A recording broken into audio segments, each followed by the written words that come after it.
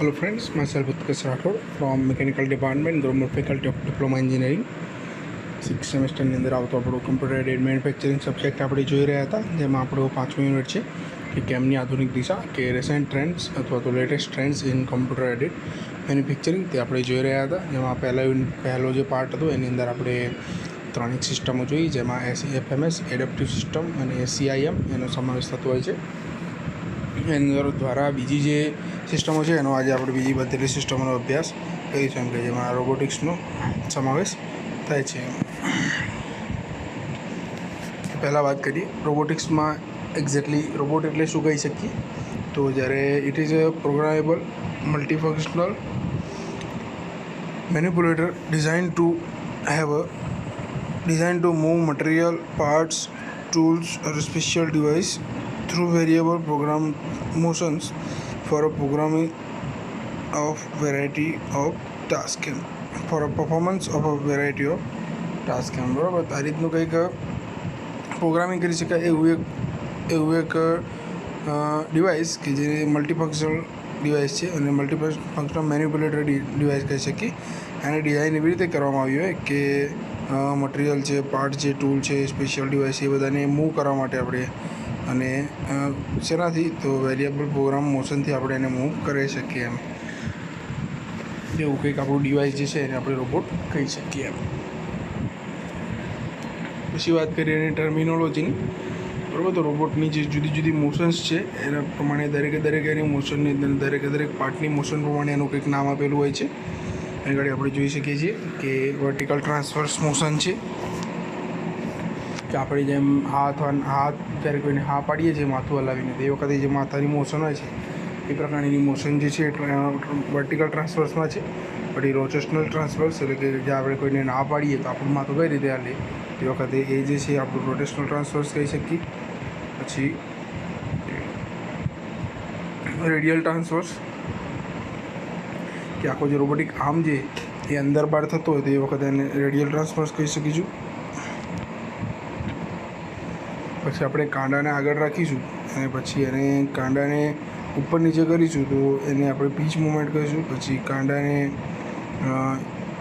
જમણી ડાબે મૂવ કરાવીશું, બરાબર, તો એને યો કહીશું. અને કાંડાને આપણે વાળીશું ઉપર નીચે એને આપણે રોલિંગ કહીશું. કે આપણે અહીં જોઈ શકીએ છીએ પીચ અથવા તો બેન્ડ, એમ કે રોબોટના હાથમાં કાંડાની ઉપર નીચેની ગતિને પીચ અથવા બેન્ડ કહે છે. કે ઉપર નીચે આપણે કાંડો હલાવીએ તો એ જે ગતિ છે રોબોટની એને આપણે રોબોટના હાથની પીચ અથવા બેન્ડ કહીએ છીએ. પછી યો એટલે કે રોબોટના હાથના કાંટાની જમણી કે ડાબી બાજુની ગતિને યો કહે છે. પછી રોબોટના હાથની રોટેશનલ ગતિ જે છે એને આપણે રોલિંગ કહીએ છીએ. બીજું સ્વિવેલ પણ કહેતા હોઈએ છીએ આપણે. પછી રોટેશનલ ટ્રાન્સફર આર્મ એસેમ્બલીની રોટરી અક્ષના સંદર્ભે ડાબી કે જમણી બાજુની રોટેટિંગ ગતિ જે છે એને આપણે રોટેશનલ ટ્રાન્સફર્સ કહી શકીશું. પછી રેડિયલ ટ્રાન્સફર, તો રોબોટના વેજના સંદર્ભમાં તેના હાથની અંદર કે બહાર જવાની જે ગતિ છે એને રેડિયલ ટ્રાન્સફર્સ કહી શકીશું. પછી વર્ટિકલ ટ્રાન્સફર્સ, તો ઓટોમેટિક સિસ્ટમના હાથની જે ઉપર નીચેની જે ગતિ જે છે એને આપણે વર્ટિકલ ટ્રાન્સફર્સ કહી શકીશું. કે આની અંદર જેના ઉપયોગો જે છે આપણા રોબોટ્સના એ આપણે ઘણા બધા એના અલગ અલગ ઉપયોગ હોય છે. તો આપણે ઉપયોગો જનરલ ઉપયોગોની વાત કરીએ તો ક્યાં વપરાય છે, તો આજે રોબોટ્સની વાત કરીએ તો એગ્રીકલ્ચર એટલે કે ખેતી કામમાં ઘણી બધી સરળતા માટે રોબોટ વપરાતા થઈ ગયા છે. પછી ઓટોમોબાઈલ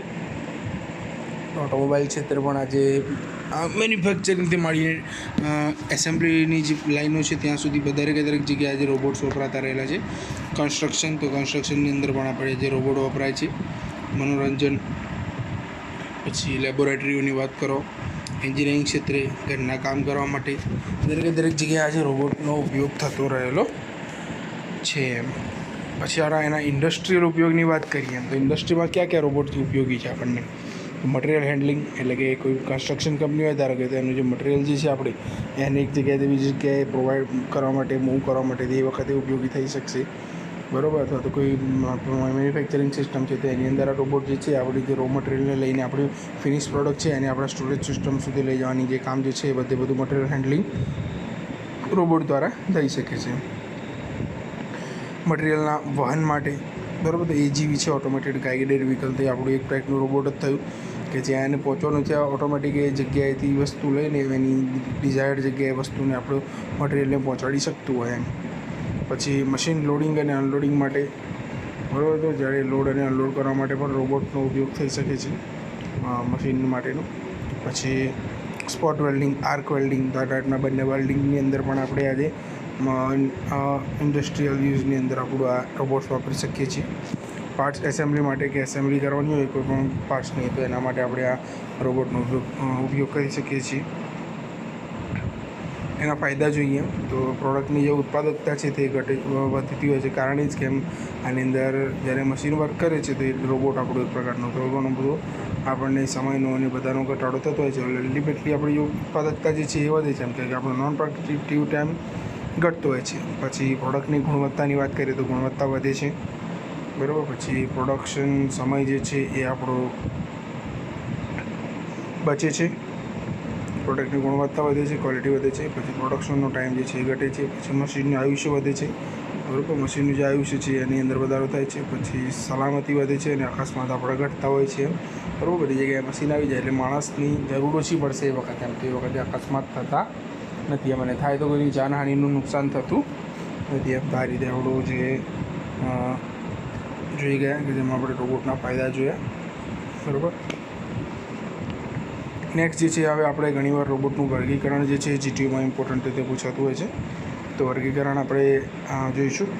તો એની અંદર શાનો સમાવેશ થશે? તો પહેલું જે છે એ આર્મ જીઓમેટ્રી જે છે એના આધારે એના 3 પ્રકાર પાડવામાં આવે છે રોબોટના, બરાબર. તો પહેલો જે પ્રકાર જે છે એ રેક્ટેન્ગ્યુલર અથવા તો કાર્ટેઝિયન રોબોટ છે, કે જેમાં એક્સ એક્સિસની અંદર ડાબે જમણે, વાય એક્સિસમાં બોડીથી દૂર કે બોડી તરફ, અને ઝેડ એક્સિસમાં ઉપર નીચેની ગતિ થાય છે. કે આ રીતનું તમે કાર્ટેઝિયન રોબોટ જોઈ શકો, જેમાં વાય ડિરેક્શનમાં અંદર બહાર, એક્સ ડિરેક્શનમાં ડાબે જમણે અને ઝેડ ડિરેક્શનમાં ઉપર નીચે એમ. આ રીતની જુદી જુદી ગતિ, 3 પ્રકારની ગતિ ભેગી થઈને એક રેક્ટેન્ગ્યુલર અથવા તો કાર્ટેઝિયન રોબોટ આપણે બનતો હોય છે. એમ કે એનો ઉપયોગ ક્યાં થઈ શકે? એમ તો કે નિયંત્રણ આપણું સરળ છે એમ, એટલે એનો ફાયદો એટલો એ છે કે એનું નિયંત્રણ ઇઝીલી આપણે કરી શકીએ છીએ. મિકેનિકલી આપણું ખૂબ જ મજબૂત હોય છે, ભારે વજન ઉચકવા માટે એનો ઉપયોગ થતો હોય છે. પછી ગેરફાયદાની વાત કરીએ તો મેન્ટેનન્સ એનું અઘરું હોય છે. પછી ઘણી મર્યાદિત દિશામાં હોય છે, કારણ એની જે ડિગ્રી ઓફ ફ્રીડમ જે છે એ ઓછી છે, બરાબર. એટલે મર્યાદિત દિશામાં ઉપયોગી હોય છે. પછી વાત કરીએ સિલિન્ડ્રિકલ રોબોટ, કે વાય દિશામાં રૈખિક ગતિ, ઝેડ દિશામાં ઉપર નીચે તથા ક્લોકવાઇઝ અને એન્ટી ક્લોકવાઇઝ એન્ગ્યુલર ગતિ એમ, બરાબર. તે આપણે અહીં જોઈ શકીએ છીએ કે જે આપણું વાય દિશામાં તો સિમ્પલ ગતિ જે છે રૈખિક ગતિ તરે છે, પણ જે દિશાની અંદર ગઈ છે તો આપણું રોટેશન પણ થતું હોય છે અને ઉપર નીચે તો થતું હોય છે, પણ સાથે સાથે જે થીટા એ આપણને પ્રોવાઈડ થાય છે, એટલે કે એક એંગલ ઉપર મૂવ કરી શકતું હોય છે. એટલા માટે એનો ફાયદા થોડા ઘણા આપણું જે રેક્ટેન્ગ્યુલર હતું એના કરતાં વધી જશે એમ. એના ફાયદાની વાત કરીએ તો 2 રૈખિક ગતિ અને 1 રોટેટિંગ ગતિ, જરૂરી ખૂણે આપણે એને ફેરવી શકીએ છીએ, બરાબર. અથવા 2 રૈખિક એટલે 2 સ્ટ્રેટ મોશન અને 1 રોટેટિંગ મોશન. આની અંદર જ્યારે જરૂર પડતી હોય આપણે કોઈ જગ્યાએ એ વખતે આ રોબોટ વાપરી શકીએ, અને કોઈ પણ ખૂણે આપણે ફેરવી શકીએ છીએ.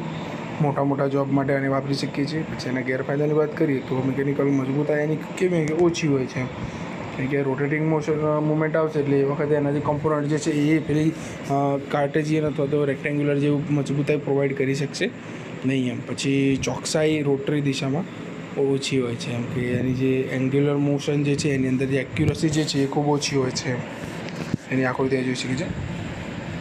હવે નેક્સ્ટ જોઈએ ત્રીજો પ્રકાર સ્ફેરિકલ રોબોટ, બરાબર. તો વાય દિશામાં રૈખિક ગતિ અંદર બહાર થઈ શકશે વાયમાં, અને જોડે એન્ગ્યુલર ગતિ બીટા અને રોટેટિંગ થીટા દિશામાં થતી ગતિ એમ, બરાબર. તો જે એનું બીટા દિશાની અંદર આપણું એન્ગ્યુલર મોશન થશે, પણ આખું જો આપણું આર્મ જે છે એ આખો થીટા એંગલ ઉપર આપણે મૂવ કરાવી શકીશું, બરાબર, રોટેટ કરાવી શકીશું. એના ફાયદા કયા થશે? એમ તો કે એની જગ્યા જ ખૂબ જ ઓછી રોકે છે એમાં આપણું રોબોટ એમ. પછી દૂર સુધી આપણે એને લઈ જઈ શકીએ છીએ ઇઝીલી જોબને. પછી ભારે જોબ માટે આપણે એને ઇઝીલી વાપરી શકીએ છીએ. પછી ગેરફાયદાની વાત કરીએ તો મિકેનિકલ મજબૂતાઈ એની પણ ઓછી હોય છે, કારણ કે રોટેટિંગ એલિમેન્ટ્સની અંદર આવ્યા એટલા માટે એની મજબૂતી આપણે કાર્ટેઝિયન અથવા તો રેક્ટેન્ગ્યુલર રોબોટ જેવી રહેતી નથી એમ. પછી રોટરી દિશામાં જે છે એ ચોકસાઈ ઓછી હોય છે, એક્યુરસી ઓછી આવે છે. પછી કંટ્રોલ ઓછા તર્કવાળું આનું હોય છે, એમ કે એની અંદર જે આનું જે લોજિક કહી શકીએ લોજિક એટલું બધું પાવરફુલ હોતું નથી આ રોબોટનું એમ. તો આ રીતે એના કાર્ટેશિયન સિસ્ટમ પ્રમાણે એના 3 પ્રકાર છે. હવે આપણે આગળ જોઈશું તેના બીજા 3 પ્રકાર છે કે ડિગ્રી ઓફ ફ્રીડમના આધારે. તો ટ્રાન્સવર્સ રોટેશનલ, પછી ટ્રાન્સવર્સ રેડિયલ, ટ્રાન્સવર્સ વર્ટિકલ. તો આ રીતે 3 પ્રકાર એના ડિગ્રી ઓફ ફ્રીડમના આધારે પડે છે. પાવર સોર્સના આધારે જોઈએ તો ઇલેક્ટ્રિક, ન્યુમેટિક, હાઇડ્રોલિક. તો ઇલેક્ટ્રિક સપ્લાયથી ચાલતા હોય, ન્યુમેટિક સપ્લાયથી અને હાઇડ્રોલિકથી. આ રીતે 3 રીતે પાવર સપ્લાયના આધારે ભાગ પડે છે. ગતિના પ્રકારના આધારે તો એના પણ 4 ભાગ પડે છે. પહેલી જે છે એ હિચકોડ ગતિ છે, પછી બીજી છે જોઈન્ટ ઇન્ટરપોલેટેડ ગતિ છે, ત્રીજી સીધી લાઇનમાં ઇન્ટરપોલેશન ગતિ અને ચોથી ગોળ દિશામાં ઇન્ટરપોલેશન ગતિ. આ રીતે ગતિના આધારે એના પ્રકાર પડે છે. પછી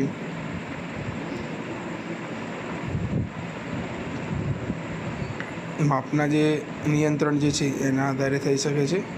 તો એ જે છે લિમિટેડ સિક્વન્સ છે, પોઈન્ટ ટુ પોઈન્ટ છે, કંટ્રોલ પાથ છે અને કન્ટિન્યુઅસ પાથ છે. એનો રોબોટનો જે પાથ છે એ પાથના આધારે એને આ રીતે ભાગ પડતા હોય છે કે લિમિટેડ સિક્વન્સ છે, પોઈન્ટ ટુ પોઈન્ટ, એક પોઈન્ટથી બીજા પોઈન્ટ, કન્ટિન્યુઅસ છે અને કંટ્રોલ પોઈન્ટ પાથ છે. આ રીતે પડતા હોય છે. અને છેલ્લે એના ઉપયોગ જે છે એના આધારે તો ઇન્ડસ્ટ્રીયલ રોબોટનો એક પ્રકાર થયો, પછી ડોમેસ્ટિક રોબોટ ઘરમાં વપરાતા હોય, ઇન્ડસ્ટ્રીમાં વપરાતા હોય, મેડિકલ એટલે કે મેડિકલ ક્ષેત્રે વપરાતા હોય, પછી સર્વિસ માટે વપરાતા હોય એ રોબોટ્સનો પ્રકાર એક અલગ થયો. મિલિટરીની અંદર જે રોબોટ વપરાતા એનો એક પ્રકાર અલગ થયો. પછી વાત કરીએ રોબોટ સિસ્ટમના આધારે, બરાબર. તો એની જે સિસ્ટમ કઈ છે, પોઈન્ટ ટુ પોઈન્ટ અને કન્ટિન્યુઅસ. એમ તો આપણને ખબર છે પોઈન્ટ ટુ પોઈન્ટ એટલે પર્ટિક્યુલર એક પોઈન્ટથી બીજા પોઈન્ટ વચ્ચે ચાલુ થતી હોય, સતત કામ કરી ના શકતી હોય. અને બીજી છે કન્ટિન્યુઅસ, જેમાં કન્ટિન્યુઅસ સતત એક જગ્યાએથી બીજી જગ્યાએ એનું વર્ક કરી શકતી હોય એમ એક પોઈન્ટથી બીજા પોઈન્ટમાં. તો એને આપણે કન્ટિન્યુઅસ પાથ સિસ્ટમ કહીએ. પછી વાત કરીએ કંટ્રોલ લૂપ સિસ્ટમના આધારે. તો કંટ્રોલ લૂપ સિસ્ટમની અંદર પણ આપણે જોઈ શકીએ છીએ કે ઓપન લૂપ અને ક્લોઝ લૂપ. એમ તો આપણે જ્યારે રોબોટ કોઈનું વર્ક કરતો હોય અને જ્યારે જે વર્ક આપ્યું એને વર્ક આપ્યા પછી જો આપણે રિટર્નમાં કોઈ પ્રકારનો ફીડબેક આવતો ન હોય તો તેને ઓપન સિસ્ટમ કહીશું.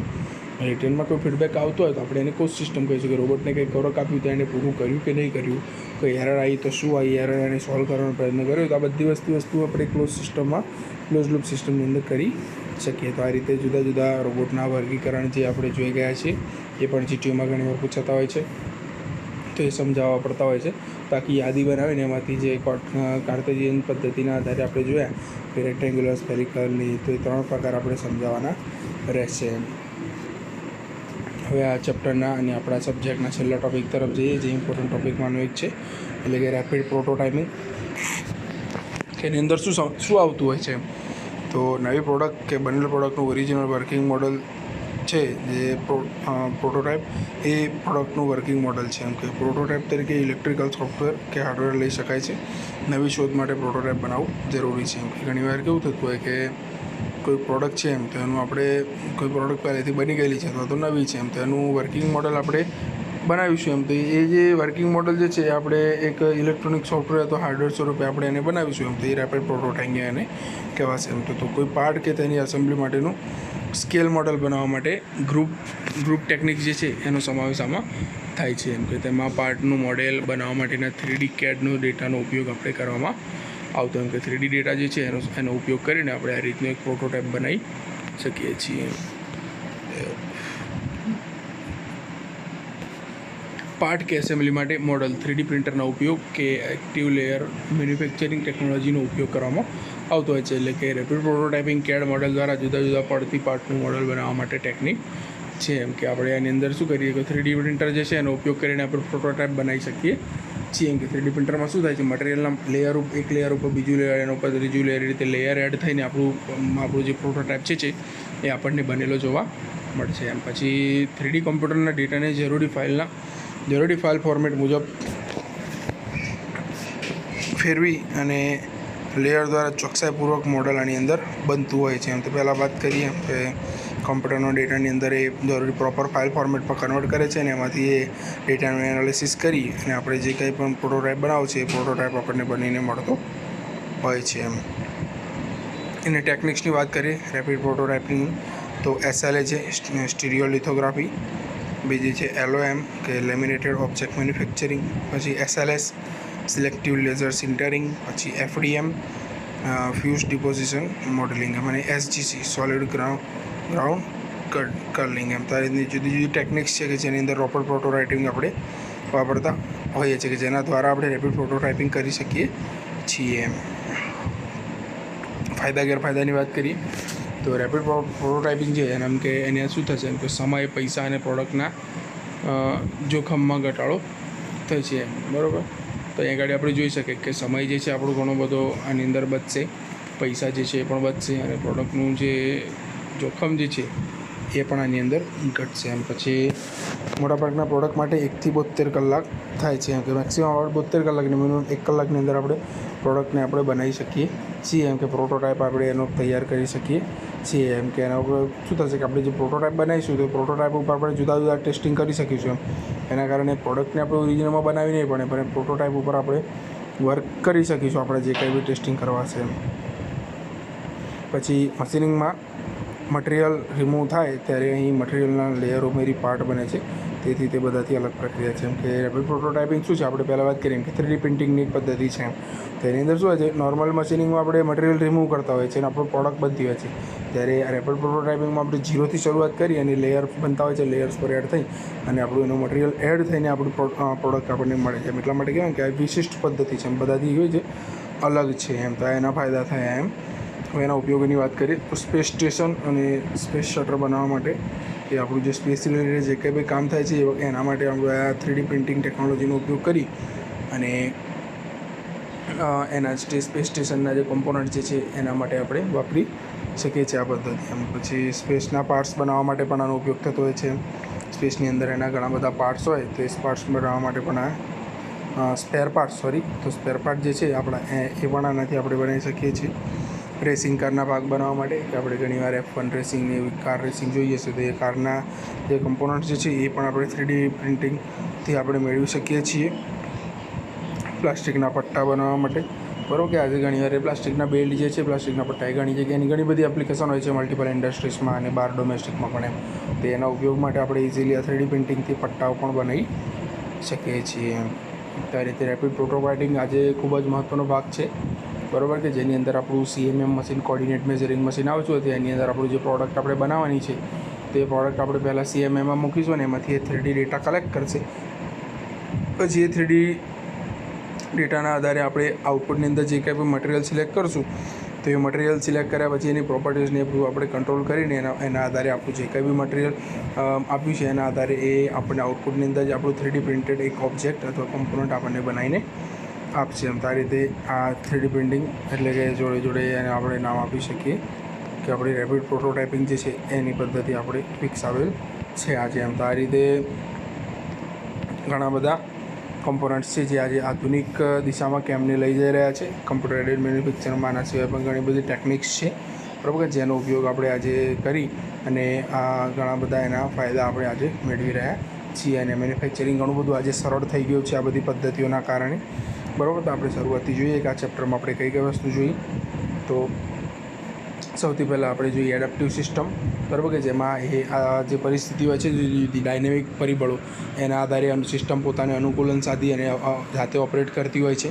પછી આપણે જોયું FMS કે જ્યારે મીડિયમ રેન્જમાં થોડા ઘણા વેરિએશન સાથે કોઈ આપણે પ્રોડક્ટિવિટી આપણે કરવાની હોય છે, આપણું પ્રોડક્શન કરવાનું હોય છે તે વખતે FMS સિસ્ટમ એટલે કે કમ્પ્યુટરનો ઉપયોગ કરીને આપણે એની અંદર સારામાં સારું પરફોર્મન્સ મેળવી શકીએ છીએ.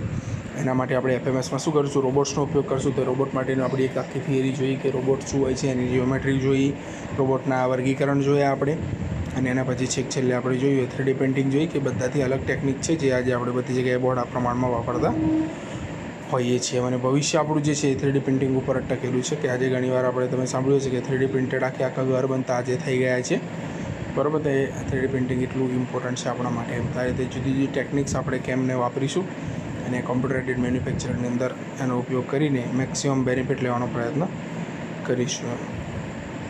તો અહીં આગળ આપણે આખું જે આપણા સબ્જેક્ટ હતો એ સબ્જેક્ટને અહીં આપણે પૂરો કરીએ છીએ કોમ્પ્યુટર એડેડ મેન્યુફેક્ચરિંગ કે જેની અંદર આપણે શરૂઆતથી NC, CNC, DNCનું વર્ગીકરણને એનું એક ચેપ્ટર જોયું. ત્યારબાદ CNC મશીનના કન્સ્ટ્રક્શન પાર્ટ્સ જોયા. પછી CNC મશીનના જે સ્પેસિફિકેશન હતા એ જોયા કે આપણા ટર્નિંગ અને મશીનિંગ માટેના. ચોથું ચેપ્ટર જે જોયું એમાં CNC પાર્ટ પ્રોગ્રામિંગ જોયું અને આજે એ CNCથી આગળ વધીને એ CNCનો ઉપયોગ કરી અને પ્રોડક્શનની અંદર કોમ્પ્યુટરનો કેટલો મહત્ત્વનો ભાગ છે એ આપણે આ પાંચમા ચેપ્ટરની અંદર જોવે અમારે આ રીતે આપણે આ સબ્જેક્ટનું કન્ક્લુઝન કાઢી શકીએ છીએ અને એ ગાડી આપણે સબ્જેક્ટને પૂરો કરીએ છીએ. તો થેન્ક યુ.